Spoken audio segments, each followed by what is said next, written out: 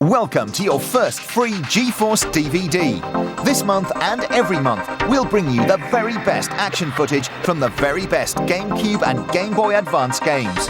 Our exclusive DVD is packed full of reviews, previews, competitions and features. Check out our review of Star Wars Rogue Squadron 2 Rogue Leader.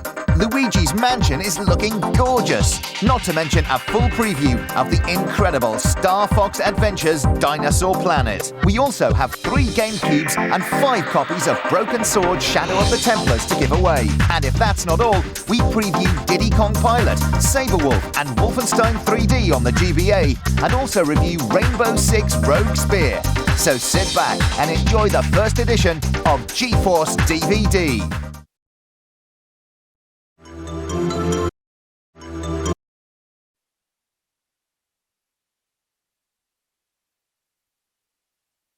Ever wanted to star in your very own Star Wars film? Bad luck, you can't. But Star Wars Rogue Squadron 2 Rogue Leader on the GameCube is the next best thing. Flying famous craft such as the X-Wing, B-Wing and A-Wing, you take on the might of the Empire in stacks of exciting missions based on scenes from the Star Wars movies. You get to take on the Death Star, dodging waves of TIE fighters as you aim your torpedoes at the giant space station's weak spots. On the ice planet of Hoth, you get to dodge and weave around the elephant-like AT-ATs, as seen in The Empire Strikes Back. You even get to visit the lofty heights of Cloud City. The graphical power of the GameCube is used to full effect here. You really feel like you're there. The adrenaline works overtime as you tilt and weave through the enemy fire, lining your targets in your sights and blasting the enemy off the face of the Earth, or Tatooine, or Hoth, or wherever. Despite the intense on-screen action, you rarely get overwhelmed by it all. The intuitive and comprehensive controls see to that. Flying a high-tech space speeder is soon as easy as riding a bike. However, for all its thrills and spills, Star Wars Rogue Squadron 2 Rogue Leader isn't particularly innovative, and it can get repetitive after a while. Even so, there's loads of hidden stuff to uncover and lots of craft to fly. We can't imagine anyone being disappointed by this one. May the Force be with us.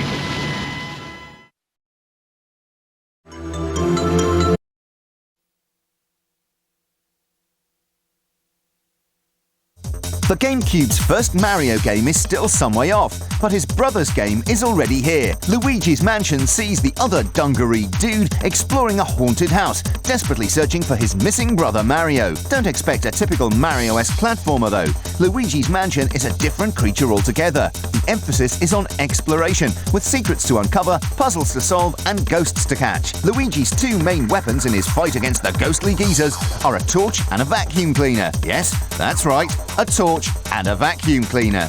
By shining the torch at the baddies, Luigi stuns them for a few seconds, just enough time to suck them up with his vacuum cleaner.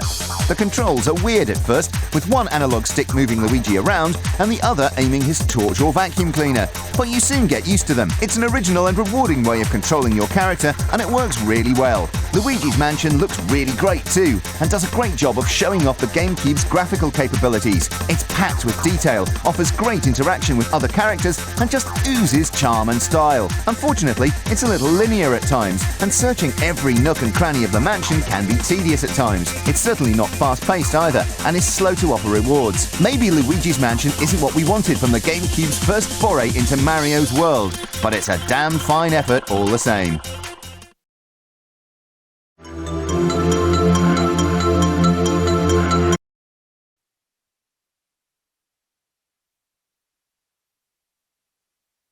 Nintendo sprouts a new kind of fun with Pikmin, available exclusively for the GameCube. Created by legendary game designer Shigeru Miyamoto, Pikmin is an inventive life simulation and action strategy title that pushes the limits of the imagination. In Pikmin, you play an intrepid spaceman who crashes onto an unfamiliar planet after a comet collides with his spaceship. Collect your vessel's lost parts, which are scattered throughout the planet, relying on your silver spacesuit to protect you from a deadly, poisonous atmosphere. Help is readily available in the form of Pikmin sprouts, small, plant-like creatures that offer more than meets the eye. Players can control Pikmin sprouts individually, in groups, or as one vast legion of more than 100 Pikmin on screen at a time. With practice, players can rear Pikmin sprouts of different colours, then train them and watch them grow into 3 different forms: leaves, buds and flowers. The Pikmin sprouts prove extremely useful when fulfilling missions such as carrying objects back to the base camp, defending Pikmin nests, defeating enemies, and building bridges and roads. Thwarting their efforts are numerous alien beasts that safeguard valuable items like pieces of the spaceship. Pikmin is a race against time. Players must make sure the Pikmin aren't destroyed. They must also carefully monitor the remaining life of the spaceman. We can expect this one next month, and as it's already going down a storm in America, we can't wait.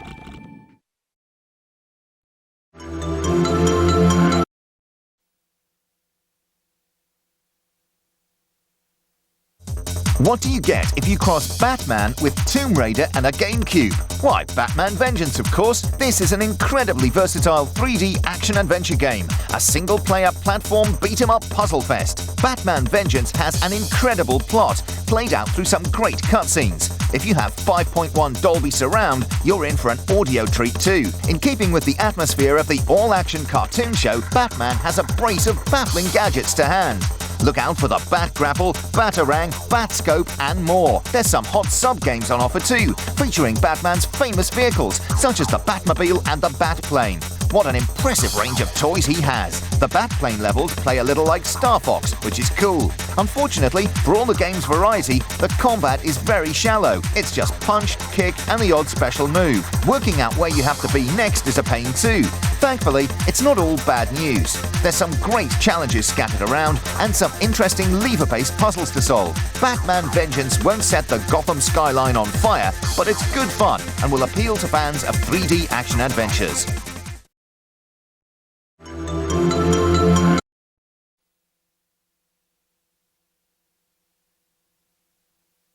The Lord of the Jungle's back with Disney's Tarzan Freeride. This cartoon action-adventure picks up where the film left off and sees Tarzan running, jumping, surfing, and even cliff diving in his quest to free his imprisoned ape pals. There's a little head-scratching involved, but puzzle-solving isn't the heart of the game. Freeride is mainly an action game. Surf the trees, swing through the jungle, and even go water skiing. The quality graphics capture the atmosphere of the film very well. The game's easy to get to grips with and definitely fun to play. However, there's too many leaps of faith, where you must jump into the unknown and hope there's something to land on underneath you. Also, it's pretty easy, and like many Disney games, lacks innovation. Disney's Tarzan Freeride is clearly designed for the younger gamer, but is certainly worth renting.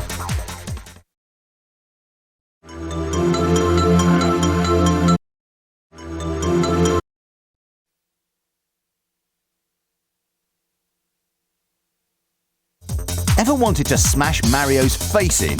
Do you feel the need to give Pikachu a good kicking, or stick Link's sword up his backside and turn him into a human shish kebab?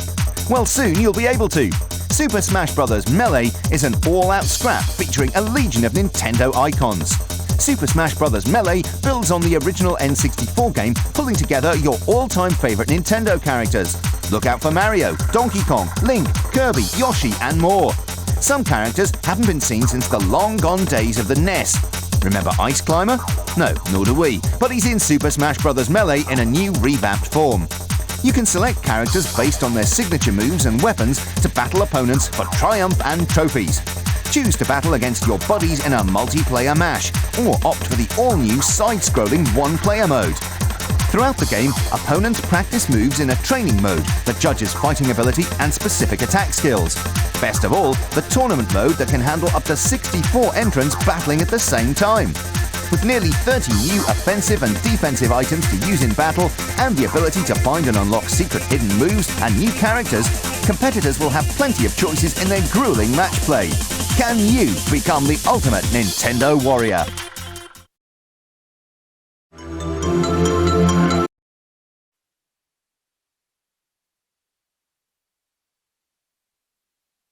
Remember the original Wave Race on the N64? Well, here's the sequel. Once again, it's standard racing fare, but you ride jet skis around a track picked out using marker buoys. The high production values have been retained. Once again, it looks absolutely gorgeous, with the jet skis bouncing and bobbing extremely realistically.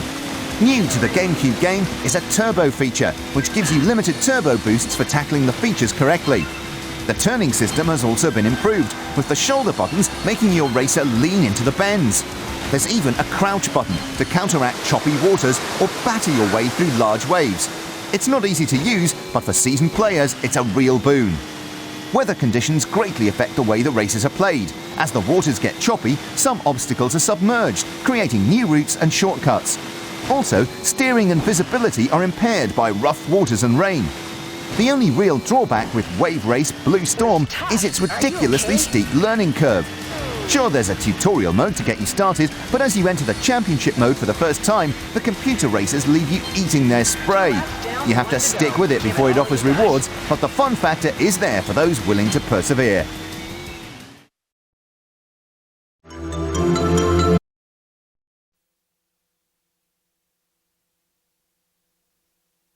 What drives you?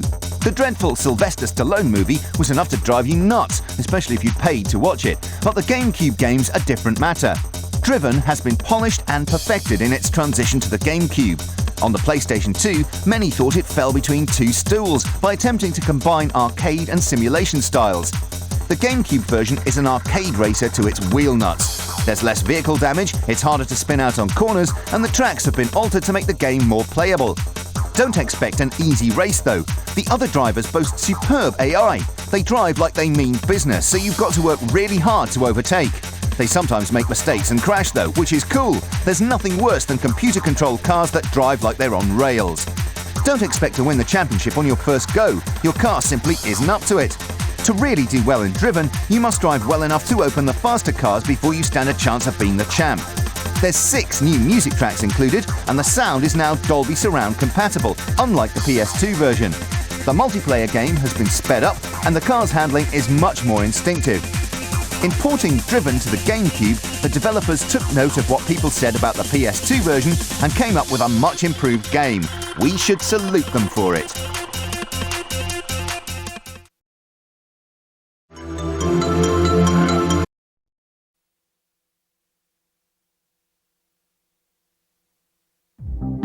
Welcome to Dinosaur Planet. Once a primordial paradise, it's now a world torn apart by an evil dinosaur named General Scales. Starfox Adventures' Dinosaur Planet picks up the action 8 years after Fox McCloud, the best pilot in the Lilat system, defeated Andros in the N64's Lilat Wars. As well as flying his famous R-Wing craft, Fox also fights on foot, a first for a Starfox game.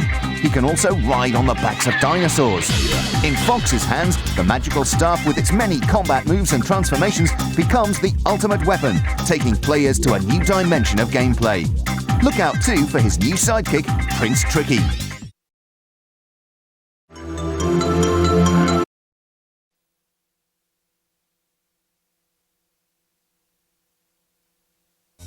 Remember Blood Omen Legacy of Kain on the PSX? Its developer, Silicon Knights, is now beavering away on a great-looking GameCube game, and it ain't no walk in the park. Eternal Darkness, Sanity's Requiem, is a tale of ancient beings who once ruled over the Earth, but are now almost forgotten. A few splintered sects work hard for their return, but are they friends or foes? Eternal Darkness was originally planned for the N64, but the project proved too ambitious and was moved to the GameCube. It was then completely rewritten to take advantage of the cube's extra power, adding extra lighting effects, 24-bit color textures, and real-time 3D backgrounds. The storyline for Eternal Darkness covers 2,000 years of history. The main character, Alex, finds an ancient book among her dead grandfather's possessions. It details the struggle between mankind and the ancient beings. As Alex reads from the book, the player takes on the role of one of its historical characters. Check out the Roman centurion, who even speaks in Latin. Each of the characters has his own storyline, weapons, and spells. The combat is looking really cool. In ancient times, magic spells are the order of the day, but as time moves on, modern firearms are used. When hacking and blasting your way through the foes, you can target specific limbs as you strike. For example, chop off a zombie sword arm and he can't attack. Take care in confined spaces though. Wield a large sword in a small room and you could end up hitting the wall instead of your enemy. Best of all is the game's sanity system. Face your fears to stay sane, run away, and your sanity meter falls. Silicon Knights promise this is more than a gimmick. Loss of sanity affects the way the game plays, and can even cause you to die if you go completely crazy. Eternal Darkness, Sanity's Requiem is expected next month, so expect a full review soon.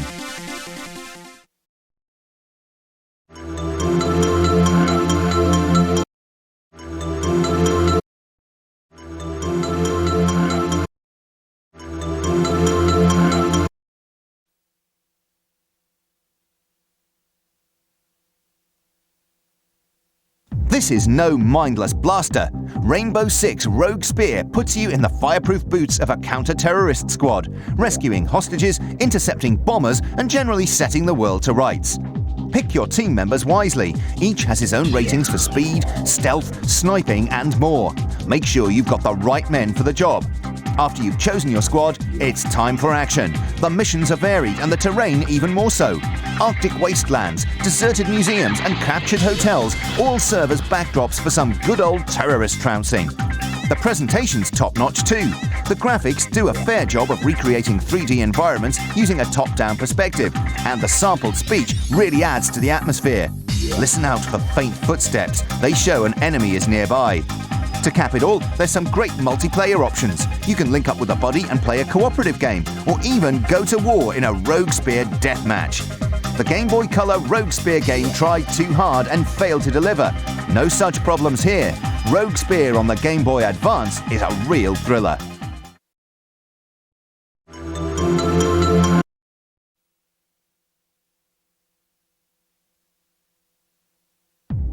The Game Boy Advance is going Spectrum crazy, with updates of old specky games like Manic Miner and Iridium on the way. What's more, Rare is updating one of its own aging classics, Sabre Wulf.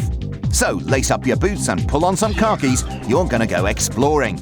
You take on the role of the legendary explorer Sabreman, who's back in the jungle to cross sabers with the blue-furred monster known as Sabre Wulf. Sabre Wulf has stolen all the land's valuables to fund his master's plans to enslave the forest's creatures. You must explore Sabreman's world to obtain creatures to help in your quest before venturing into Sabre Wulf's lairs to confront the wolf. Inside, you find innovative puzzle platform levels where you must use the creatures you've collected to overcome the many tricks, traps, and enemies that stand between you and the stolen valuables. The player can collect a wide range of creatures with unique abilities, but only a limited number can be taken into each level. Deciding which to use and where to use them is a major part of the game. But your troubles continue even once the valuables are retrieved, as you need to run as fast as the elderly explorer's legs will carry you back through the level to the safety of your tent, chased all the way by a very angry Sabre Wulf. We've no firm release date for this one, but it seems to have been almost ready for ages. As soon as Nintendo decide when to release it, we'll let you know.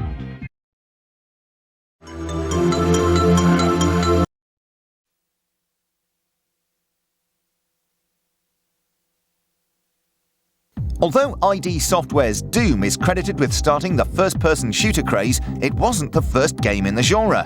Wolfenstein 3D, also by ID Software, was the original first-person blast. Set in a Nazi prison, your task is to overcome the swastika-clad guards and escape from the fortress prison. It's a genuine piece of gaming history.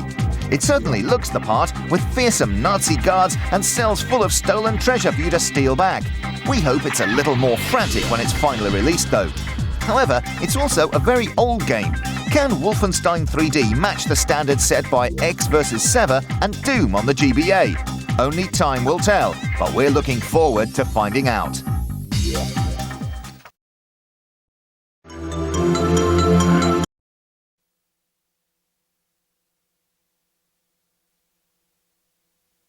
It's chocks away with Diddy Kong and crew in Rare's great new racing game. Diddy Kong Pilot is an airborne racer in which you fly for victory.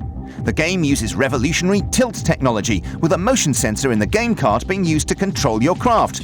Want to fly left? Tilt your GBA left. Need more height? Tilt it back.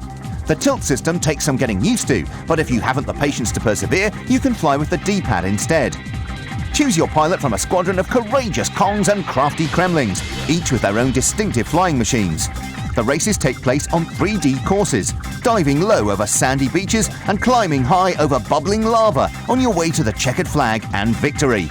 There are several game modes available. There's a time trial, a cool multiplayer game, and a story mode, where each character has his own unique plot as he competes in a series of duels ending in a one-on-one race with the big boss.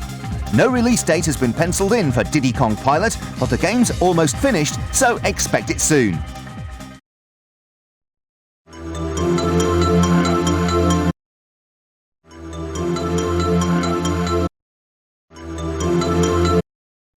Colin Mcrae Rally has thrilled on the PlayStation and wowed on the Game Boy Color, but how well does it handle on the GBA? we travelled to Yorkshire to interview Spellbound Interactive's Martyn and got the lowdown on what could prove the Advance's first truly excellent racer. Well, the first game we did was Toka, and we followed that up with No Fear Downhill Mountain Biking and the Dukes of Hazzard. And more recently, we're currently working on some Game Boy Advance titles, Colin Mcrae Rally 2 and World Touring Cars. We've emulated as closely as possible the game modes from the original PlayStation game. We've got the championship mode, single rally, single stage, as well as the arcade section where you get to drive against 3 other cars. And the arcade section also works over the link mode with a single cartridge. The cornerstone really of the game is the car. We've created a real-time rendered car which we can manipulate in any direction. We can pitch and roll, we can turn the car over, and we've keyed that with a quite complex physics system to give a very accurate representation of a rally car, even though it's on a small Game Boy. When you first start the game, there are 4 cars available. There's obviously the Focus World Rally car, the Mitsubishi Lancer World Rally car, the Toyota Corolla, and the Subaru Impreza World Rally car. We've also got 4 bonus cars, the Ford Puma, Lancia Stratos, the Lancia Integrale, and the Ford RS Cosworth. All of them are in the proper up-to-date liveries, and they're all fully licensed cars. The car can be adjusted in all the usual ways you'd expect a racing car to be adjusted. The obvious one being we can change the tyres, we can also change the stiffness of the springs, we can change the power ratio from front to back, we can change the braking bias from front to back, and we can change the steering rate. And these have a very real effect on the car, and the setup would depend on getting the most out of the car for any particular surface. Both the other titles are very good games. We've gone down a different direction. The car that we've created will give us almost ultimate control, and we can manipulate the car in many different ways and create a very good realistic feel to the car, whereas V-Rally 3 have obviously gone for a very lush background. I think the games are all good in their own way. We've gone for the emphasis on the car, whereas V-Rally 3, for instance, has gone the emphasis on the backgrounds. They're very different, and I look forward to seeing them all on the market.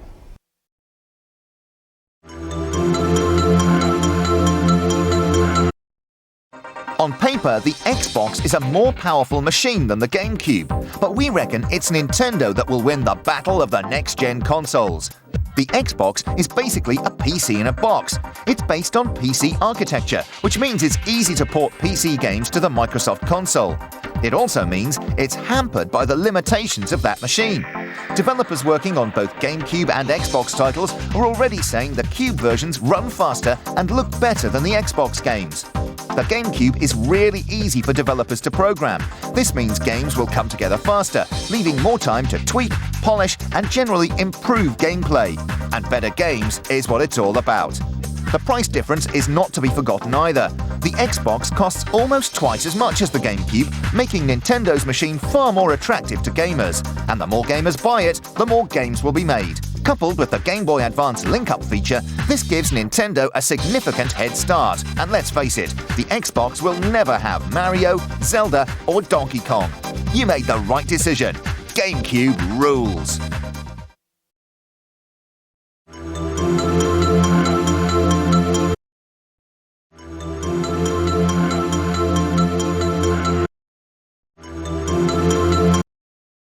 Ancient myths, unexplored ruins, evil villains, mortal danger.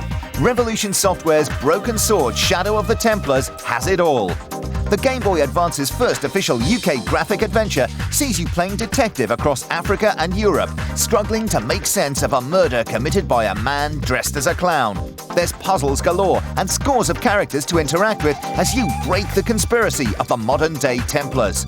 Are you up to it? Do you want to find out? Well, now you can. We've got 5 copies of Broken Sword Shadow of the Templars to give away. To stand a chance of winning, just answer this simple question.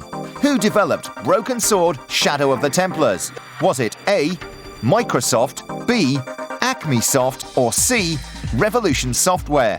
When you think you know the answer, call our competition hotline on 09064 774 480 and follow the online instructions, or enter via our website on www.gbextreme.co.uk. Calls cost 60p a minute at all times, so get permission from whoever pays the bills before you dial. You'll be asked for your answer and for your name and address. The competition runs from the 1st of May to midnight on the 4th of June. Winners will be picked at random by our computer.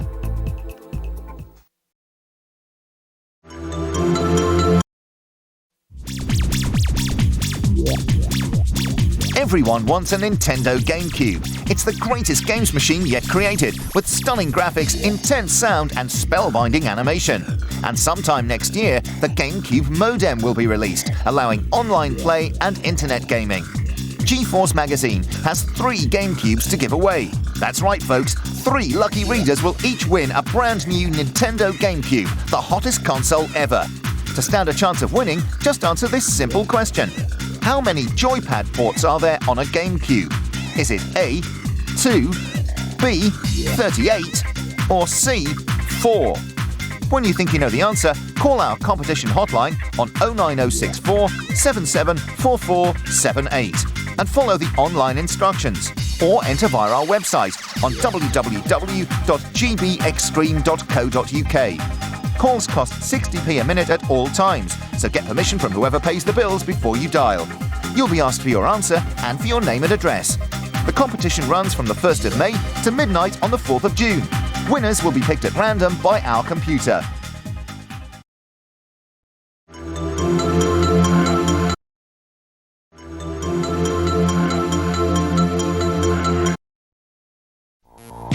Want to know what's the coolest piece of kit for Game Boy Advance this summer? Then get your hands on Action Replay GBX, the all-in-one gaming solution that will make you the envy of your friends. Take control of your games collection by arming yourself with infinite lives, ammunition, health, and much more. Action Replay GBX comes preloaded with tons of cheats for all your favorite Game Boy Advance games. Using Action Replay GBX is a piece of cake. The cartridge simply slots into the back of your Game Boy Advance. Plug in any Game Boy Advance game and get ready to show them who's boss.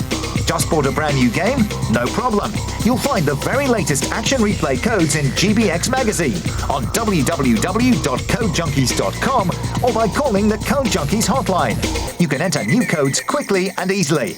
So, what are you waiting for? Put the power in your hands today with Action Replay GBX, the ultimate cheat cartridge for Game Boy Advance.